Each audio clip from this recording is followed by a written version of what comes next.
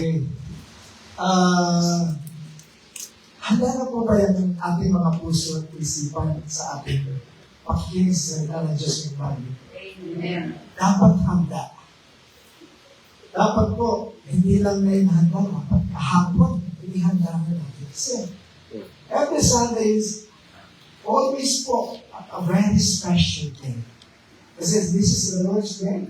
Amen. 6 days po tayong naghahanap buhay. 6 days natin ginagawa yung mga gawain sa bahay, sa trabaho. Just for one day. Hindi naman one day actually. 2 hours, hindi rin. Kung yung ating mensahe is 30 minutes, haaluan pa natin ng cellphone. Minus 5 minutes, 25 minutes na lang. Tapos, chika 5 minutes, 20 minutes na lang. Tapos, mag-iisip ka lang ulang mamayang hapon na wala yung isip ko sa ating pinag-usapan. 5 minutes o 15 minutes na lang. Huwag po natin tawaran ang Diyos. Huwag natin siyang limitahan. Kasi sayang po yung mensahe. Sayang yung mga mensahe na nagbibigay sa atin ng parati ng panibagong pag-asa, ng pagtutuwid. Parati na lamang ang Diyos nagbibigay ng mga mensahe ganito para maging gabay po natin sa ating buhay, para hindi tayo mapahamak, hindi tayo mapariwala. So, huwag po natin sayangin. So, every moment po, lahat ng sandali dapat focus tayo dito. Amen po ba? Amen. Amen. So, pinabati ko po ang bawat isa ng magandang umaga, lalo na po yung ating mga walang sawang sumusulaybay po sa FB Live. Good morning po sa inyo. And of course, sa ating pong Panginoon, good morning po, Lord. Good morning. Good morning. Let go and let God. Kapaka-interesting muli. Actually, nung ginagawa ko po ito, iniisip ko, parang part 2 nung last Sunday. Ewan ko lang, hindi na ma-feel nyo. Parang sinugundahan ng Panginoon, yung David and Goliath. Feeling ko lang yun. Ewan ko sa iyo. Mamaya, sabihin mo sa akin kung totoo yung aking naramdaman. So, hindi gaya po ng ating manlikha, hindi gaya ng Diyos. He is a God Almighty with unlimited power po. God can create, sustain, and can control all things in heavens and the universe po. Hindi gaya natin, no matter how strong and no matter how intelligent we are, we all have limitations po. Hindi gaya ng Diyos, unlimited power. Tayo, mayroon tayong mga bagay sa buhay na hindi na kayang gawin, hindi na kayang abutin, hindi na kayang baguhin. Kasi may limit. Hindi tayo perfecto, sabi nga ni Sister Jessica kanina. So there are many things which are beyond our control po. At dito po iikot ang ating mensahe sa mga bagay na hindi na natin kayang abutin, galawin, baguhin. Kapag ganito na, anong ating sasabihin? Basahin po natin. Let go and let God. Ako lang ang nabasa. Sige po, ulitin natin.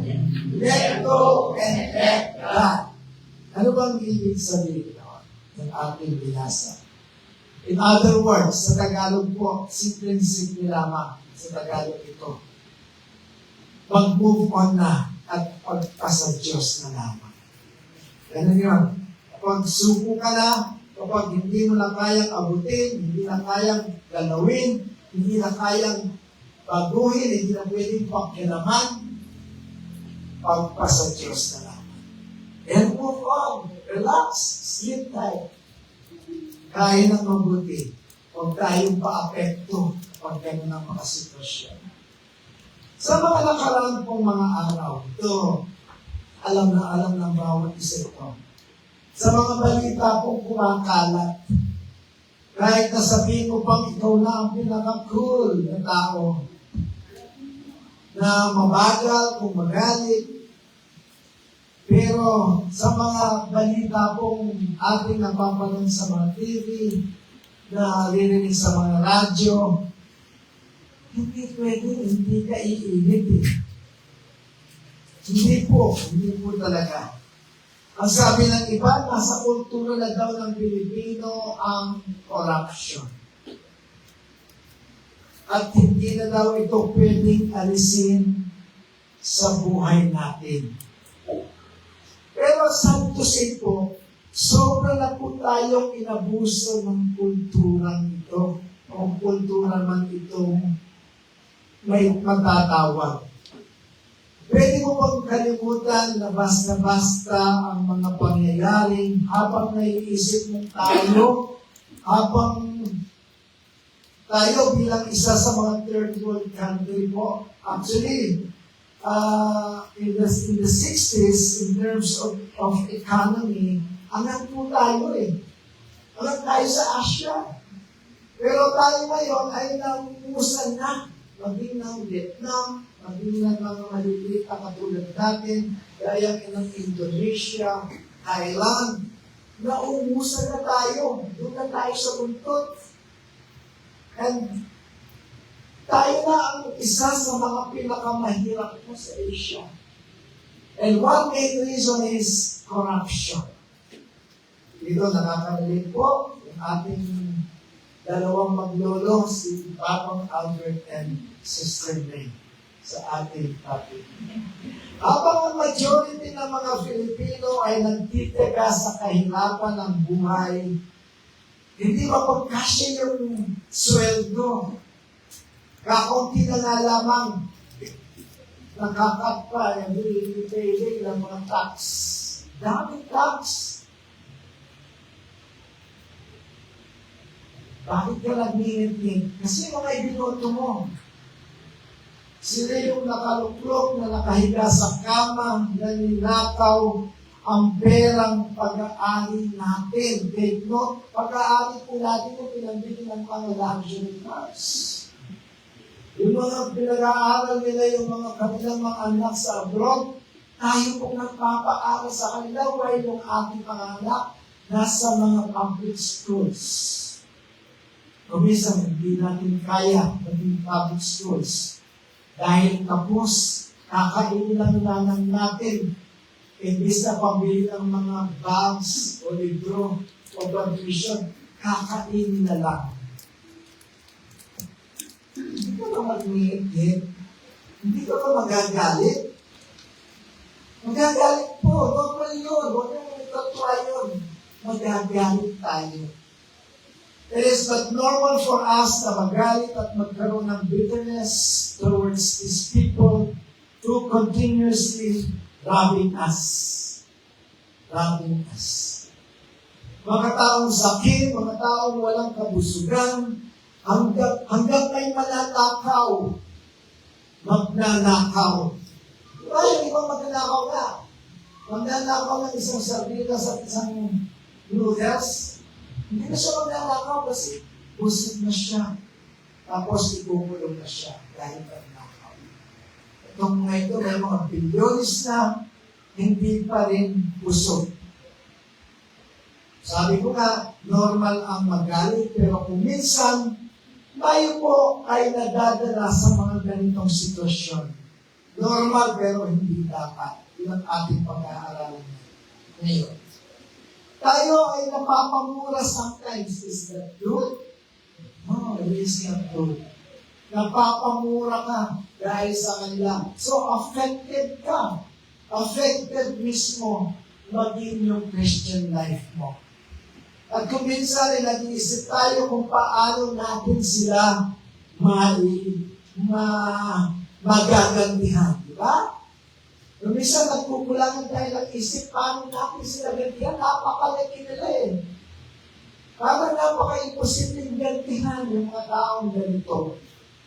We sometimes pray for their downfall, praying for justice. As I said, that is normal.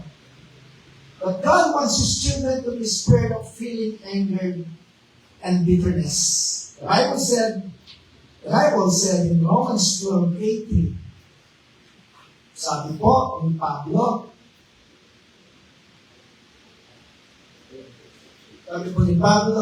sa Romans 12:18, if it is possible, as far as it depends on you, live at peace with everyone.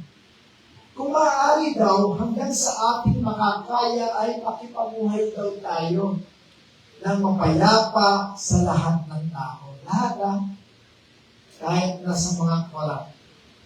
Alam niyo kaya sinabi ito ng Panginoon sa pamamagitan ni Pablo, ayaw po niya na tayo ay maapektuhan sa mga pangyayari.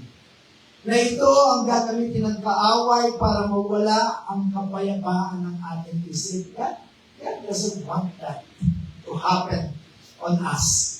Yung affected tayo, and then mawala na yung peace na ibinigay niya sa atin. Para mawala yung dalak sa mga taong ito.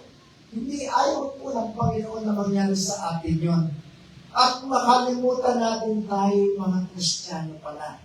Sabi ko nga, kumisan napapamula kahit hindi naman talaga tayo nagmumula. Dapat sana katulad ng sinabi ng Panginoong Jesus sa Matthew 5:43 and to 45b, ang sabi po, you have heard that it was said, ang sabi po ng ating Panginoong Jesucristo dito, love your enemies and hate your enemy.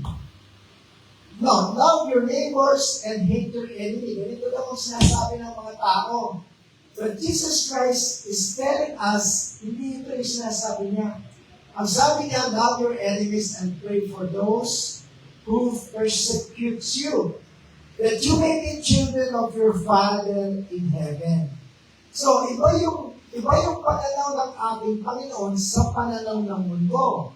Iniwanan niya dito. Ang sabi niya, kung ang mundo ang sinasabi, ibigin mo ang iyong kapwa at kapuotan mo ang iyong kaaway, pero ako, hindi yan ang sasabihin sa inyo, sabi ng Panginoon. Ang sabi niya, ibigin ninyo ang inyong mga kaaway. Love your enemies. Love those corrupt people. Ayaw, sabi ni Dave. Mamaya, iibigin mo sila pagkatapos ng mensahe. Ngayon, hindi ko pa narinig yung mensahe, pero later on, mapipilitan ka ibigin mo sila. Ba't umiisip ka? Parang hindi ko tanggap. Sige, okay lang yan. So, ang sabi dito ng Panginoon, idalangin ninyo ang umuisip sa inyo upang kayo maging mga anak ng inyong Ama na nasa langit. So, ito daw kasi yung ating karakter bilang anak ng Diyos. Na tayo ay umiibig sa ating mga kaaway at idinadalangin natin yung mga umiisip sa atin. Yan ang ugali dapat meron tayo. Hindi yung nagingit at nagagalit. But through this anger and bitterness na nararamdaman natin, ang sabi ko nga kanina, nakakagawa tayo ng mga reactions towards these people na lumalabas tayo sa atin, actions that is contrary to what the Lord said in Matthew 5. Sinasa natin. At gagamitin ng kaaway ito para mapaiba ang direksyon ng ating pananaw. So, maging yung mga corrupt officials, maging yung mga tumakapkam ng ating kamanangyaman ay pinagamit ang kaaway para mapaiba yung direksyon ng ating pag-isip. Unknowingly, ganun ang gagawin ng kaaway. Sabi po dito, wala namang mangyayari dyan. Wala namang mapupunong. Maaaring totoo po. Makulong man sila pagkatapos ng panahon mapapawalang salabi. Hindi ba nga, ibuboto pa natin. Diba? Na-convict na, nakulong na, paglabas niya, boto ulit. So, minsan kasalanan din natin. Of course, there is injustice po. Ano pa ba ang aasahan natin? Hindi naman mga santo at santa ang mga judges. Nagkakamali din, nagkakasala din. Kung minsan pinahinahan po tayo ng loob, nawawala ng pag-asa. Oo, kung sa ating sariling kakayahan, maaaring totoo ito. Pero wag po natin itatang sa puso at isip that these people will easily get away with their evil acts. Mali po yun. Hindi nila ito matatakas. God said in Romans 12:19 sa Tagalog, sabi po, mga minamahal, sabi dito ng ating Panginoon, through Paul, mga minamahal, huwag kayong maghihiganti. Ipaubaya ninyo yun sa galit ng Diyos, sapagkat nasusulat, akin ang paghiganti, ako ang gaganti, ang sabi ng Panginoon. In English, it says, do not take revenge, my friends, my dear friends, but leave room for God's wrath. So, pagkano ka daw, ipaubaya daw, mag-leave ka ng space para sa Diyos, para sa galit ng Diyos. Huwag mong ibuhos lahat ang galit mo, ang paghiganti, kundi hintayin mo ang Diyos. Sa kanya part yan. Sabi nga dito, it is mine to avenge. I will repay. Siya yung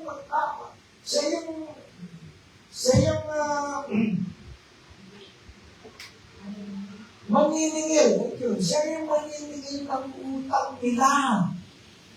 Huwag tayo. Wala tayong magagawa dyan. Sabi ko nga, it's beyond our control. Ang Diyos ang maniningil kasi kaya niyang i-control yan. Come to think of this. Pagbayaran man nila sa lupa ang kanilang kawalanyahan. So, for the word. Sabi ko kanina, pinawawalang sala din. Pero sa Diyos, walang pinawawalang sala. So, lalo na sa mga taong hindi marunong magsisi, kahit na naririnig yung salita ng Diyos na huwag kang magnakaw, dahil ako dyan, dead mo lang si Lord. Wala pong kawala ang mga ito sa galit ng Diyos. Human justice can be imperfect, biased, or incomplete. But God's judgment is perfect.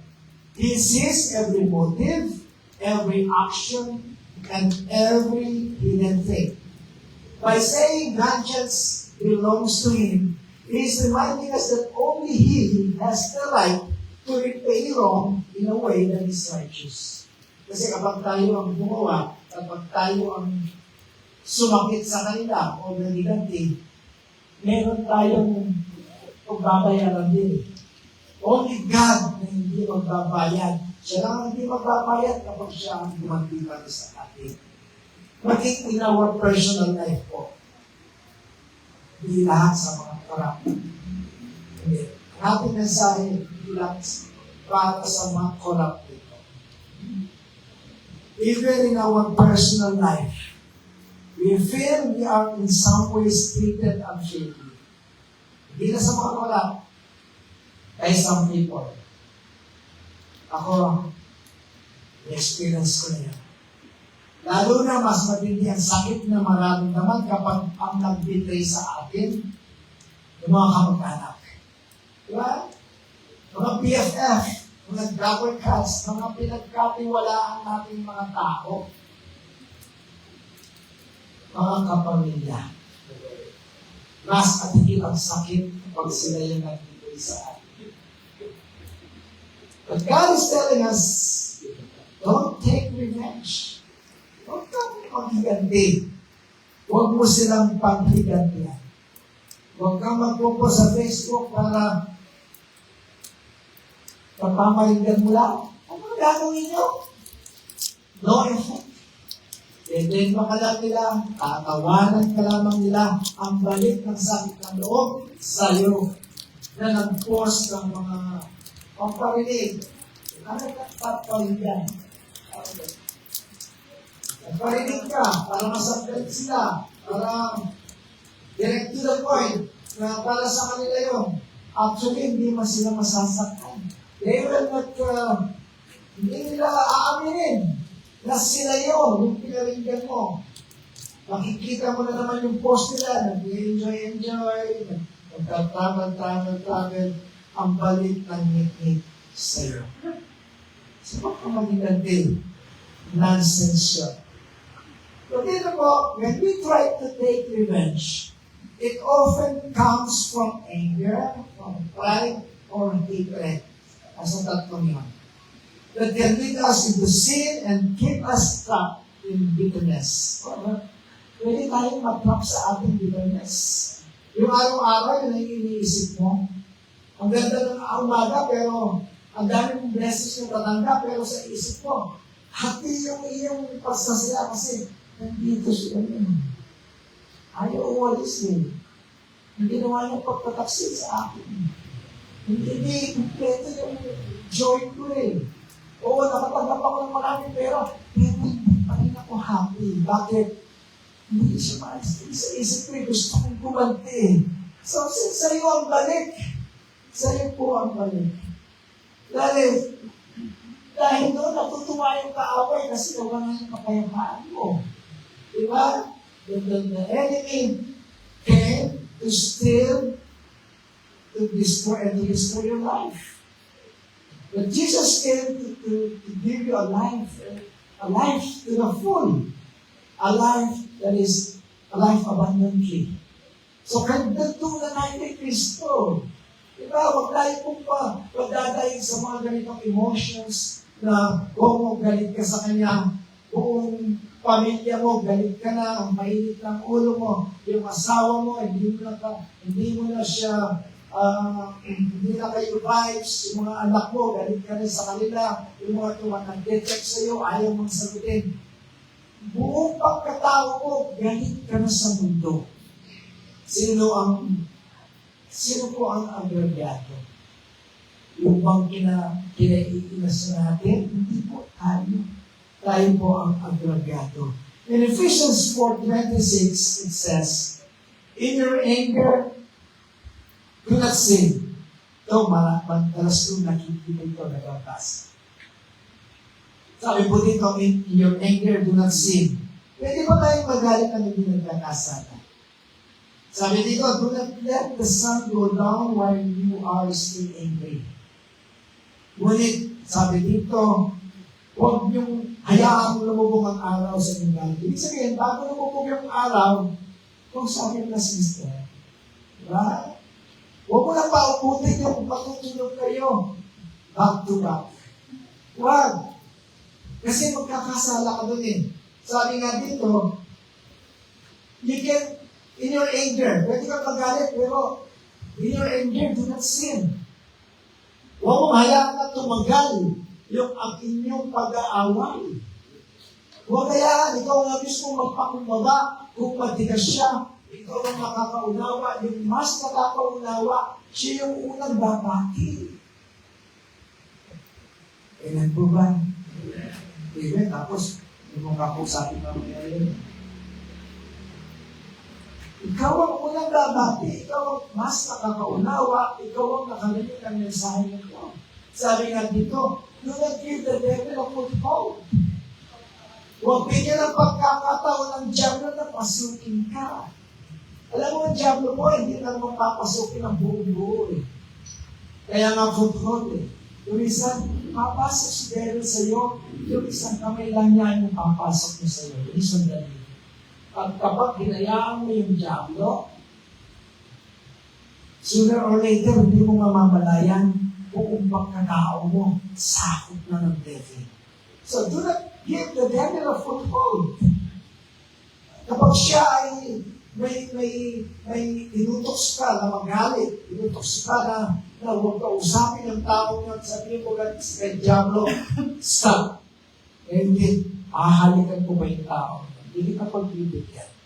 Ganun lamang po titigil ang diablo, pero kapag ini-entertain natin, Text lang naman eh. Text lang ko naman to eh. Text lang naman. Hindi naman kami magkikita. Text ko lang yung ex ko.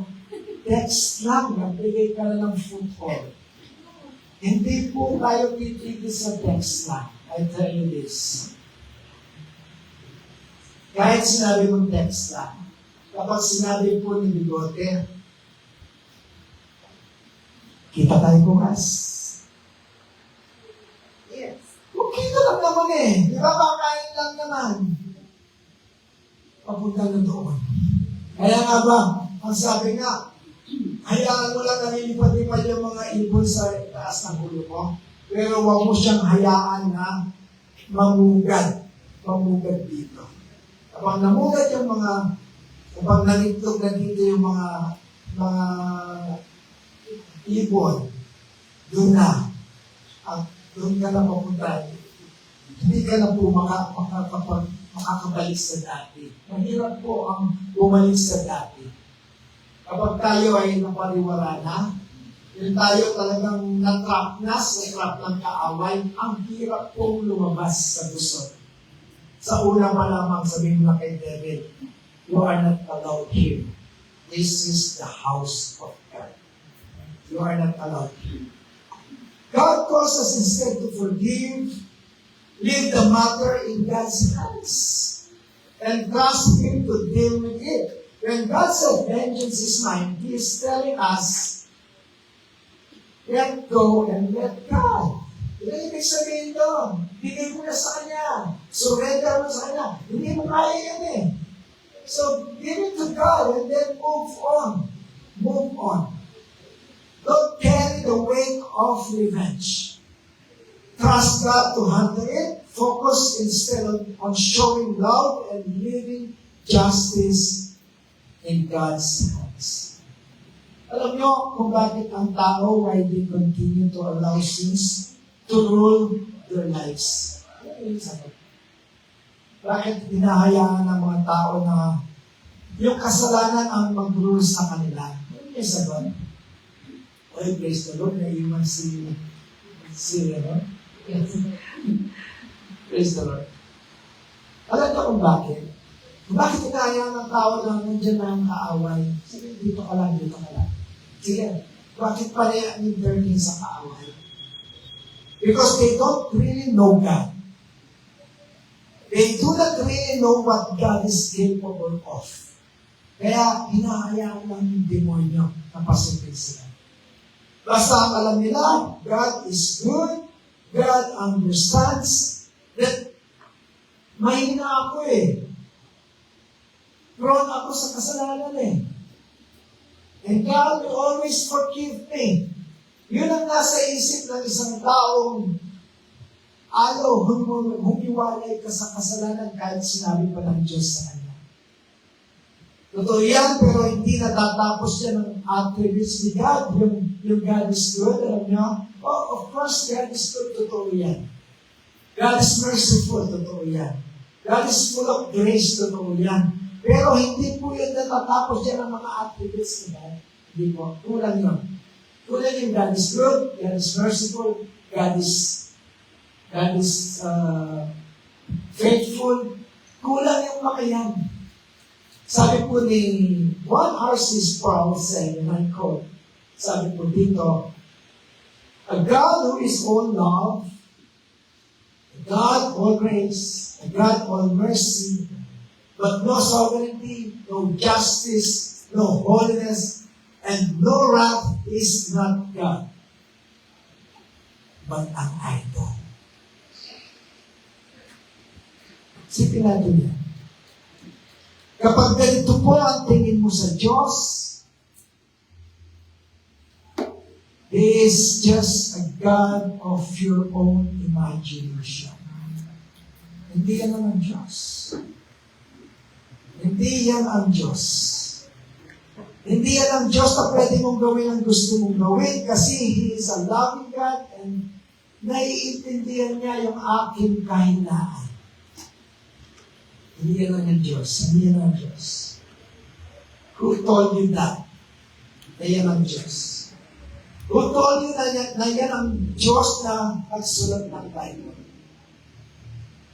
This is not biblical. Hindi po. Of course, we are saved by grace. Dahil lamang sa biyaya, tayo ay naligtas through our faith. Totoo po yun. Hindi tayo naligtas dahil mabuti tayong tao. Totoo po yun. Tayo ay naligtas dahil sa biyaya lamang ng Diyos. Dahil kinahabagan lamang tayo. Dahil minahan lamang tayo. The grace that saved us is the same grace that will renew us. The same biyaya na nagligtas sa atin is the same biyaya na magbabago sa atin. Ewan mo sabihin, mahina ako 15 years na akong Kristiyano, mahina pa rin. Don't tell me that.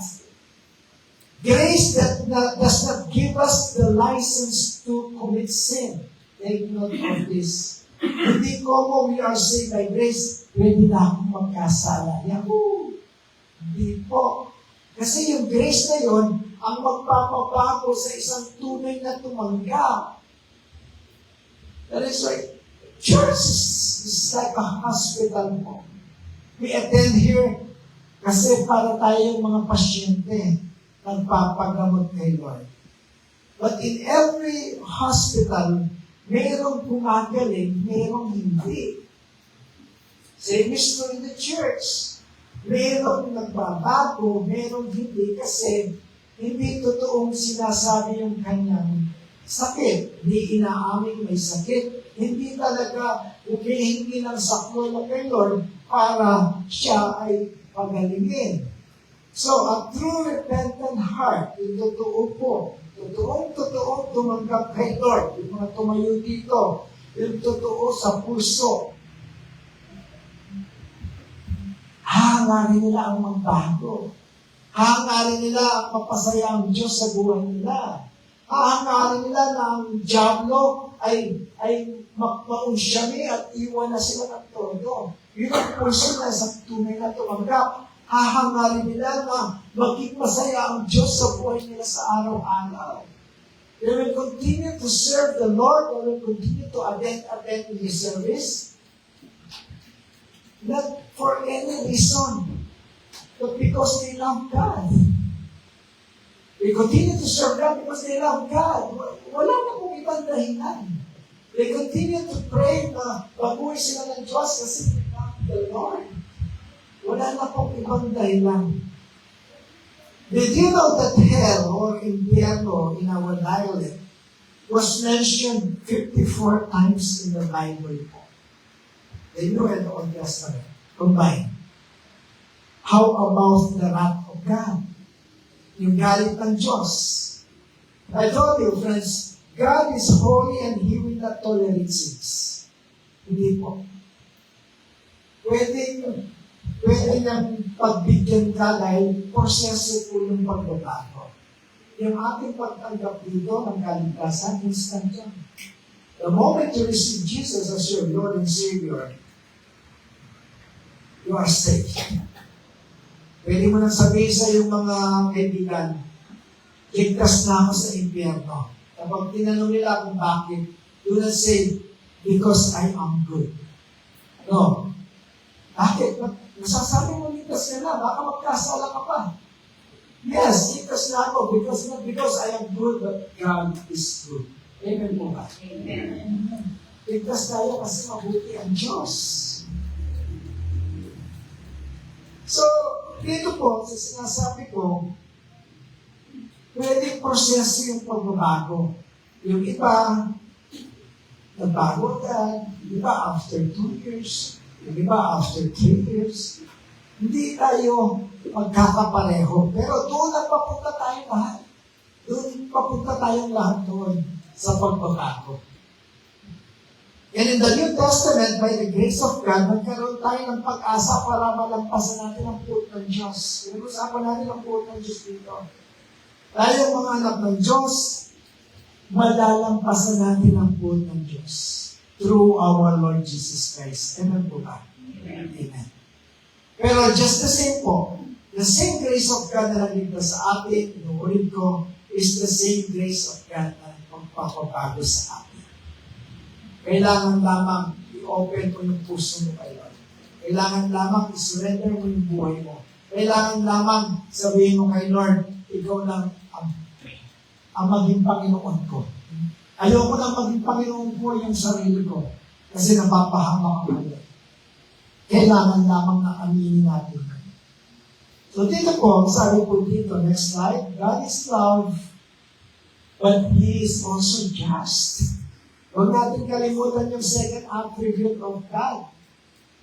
Ang Panginoon ay Panginoon ng pag-ibig. Siya ay Diyos ng pag-ibig, pero He is also a God of justice. Kapag sinabi mong He is just, anong ibig sabihin? Anong ibig sabihin, Sister Rez? Kapag sinabi mong just si God? Fair. Makatarungan. Pinaka-fair sa lahat ng judge. Hindi mo pwedeng suhulan. Hindi mo pwedeng ikubli yung mga evidence. Hindi pwedeng mag-bribe. Sabi ko we all know that God is love and is slow to become angry, pero hindi rin natin pwedeng itanggi o kaligtaang pag-usapan ang isa pa niyang karakter, that He is a God of justice, that He is a God of wrath, galit. In Deuteronomy 32:4, sabi po, God is the rock. His works are perfect, and all His ways are just. A faithful God who does no wrong. Upright, holy, and just is He. Siya ang bato, ang kanyang gawa ay sakdal, sapagkat lahat ng kanyang daan ay katarungan. Isang Diyos na tapat at walang kasamaan. Ang Diyos natin ay matuwid at siya ay banal. God is just, ang ibig sabihin po, God is holy and cannot and will not ignore sin or treat evil as if it doesn't matter. Justice means He must punish wrongdoing and uphold righteousness. If God looked the other way when people sin, He wouldn't be holy or trustworthy. Kung kabaligtaran ang sinabi ko kanina, na hahayaan niya yung kahit ano lang gusto natin gawin, so He wouldn't be holy or trustworthy.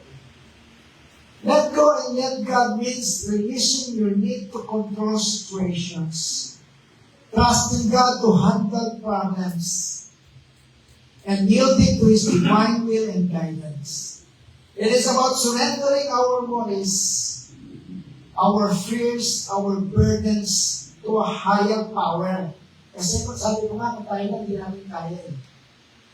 And allowing Him to work through circumstances. Kahit sa mga ginagawa natin kasalanan, kung tayo lang po ang magpapabago sa sarili natin, no way. Hindi tayo magpapago. Let God do the work. Surrender all the things you cannot do to God. Yung mga imposibleng, kasi naturalesa ko ito eh. Ito na yung nakagisnan ko eh. Ito na yung nakalikahin ko o brownie eh. Hindi ko na mapapalit to, but God can. Sabi ko sa iyo katabi, but God can. God can.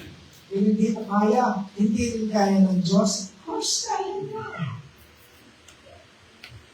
You know friends, ang Diyos po pwede mag-milagro. Take note of this. Pakinggan nito. Anytime. Pwede mag-milagro ang Diyos. Mahaba na yung isang segundo para mag-milagro siya. Pero many instances na Bible, bago siya mag-milagro, binibigyan mo na tayo ng part. Hindi agad-agad siya mag-milagro. Remember the small kid? Nung sinabi ng mga disipulo, Lord, paalisin na natin mga tao. Ang dami nila. 5,000 na lalaki. Hindi pa kabilang yung mga babae at saka mga bata. Lord, ang dami nila. Nasa ilang tayo. Wala tayong papakain sa kanila. So kung negative tayo, walang mangyayari. Negative yung dating ng mga disipulo eh. Kasama nila yung Diyos eh.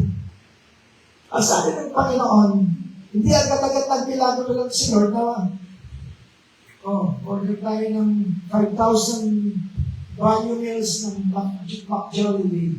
Hindi. Ang McDonald's. Hindi agad ginawa ng Diyos yun. Pero kaya niya. Anong sabi niya?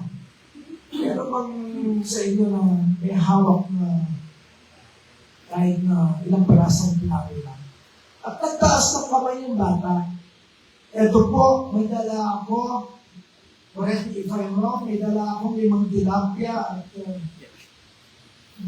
pirasong tinapay. Walang kamay. 5 tinapay at 2 pirasong laklak. So, yun ang naging daan para magmilagro ang Diyos. Inihintay muna niya na maniwala tayo. Inihintay muna niya na gamitin mo yung maliit na meron ka at hindi mo sa Diyos ang paramihin. Paparamihin ng Diyos yan. Amen. Yes. Pero kung ikaw mismo, wala kang tiwala sa Diyos, kung yung batang yan walang tiwala sa Diyos, sasabihin niya, ibibigay ito. Pwede na akong mabusog dito kung 2 araw kami dito, ba't ko ibibigay? Dahil sa iyong kasakiman, dahil sa iyong pagka-selfish, kung minsan po, hindi natin nararanasan yung milagro ng Diyos. God can do miracles anytime. He is a miracle worker. Pero, hahayaan mo na niya kung merong isa dyan na maniniwala at magsasabi, Lord, use me. Lord, use the water to convert it into wine. Na meron gagawin niya ng Diyos para magpakita ng milagro. Hindi lahat sa Kanya, gagamitin ka muna niya. Tatanungin ka muna niya, do you really believe that I can do miracles in your life? Yes, Lord. Diba? Chicharon pa rin ang panayantay mo. Diba? Kailangan may contributions pa. Diba? Depende yung kay Lord lahat. Of course, sabi ko nga, God can, God is able, pero kailangan meron tayong pwedeng i-contribute sa Kanya. So dito po, it is about surrendering our worries and burdens to a higher power and allowing God to work through circumstances rather than trying to manage them through your own limited human strength. Sabi dito, let go of grudges. Lapit tayo magtapos. Pakawalan daw ang sama ng loob. Huwag itanim. Magtanim lang ng mabuti, huwag po masama. Kasi, magdadala sa atin yan. Kanina pa, sinabi ko na yan, sa atin ang balik kapag itinanim natin yung sama ng loob sa puso natin. Sa atin din ang balik. Hindi makapapekto sa ibang tao. Maaaring sa pamilya mo, anak mo, asawa mo, affected sila. Pero, buhay mo rin sila. So, sa'yo rin ang balik. Ang sabi po sa Efeso 4:31-32, lahat ng pait, tatandaan niyo ito, take note of this. Ako tatandaan dito. Lahat ng galit, lahat ng puot, katak mo lang sa isip niya, yes Lord, yes Lord. Lahat ng pag-aaway, yes Lord, yes Lord. Lahat ng paninirang puri. Yes, Lord, hindi na ako babash. Hindi ka ibabash yung Lord. I will love my enemies, Lord.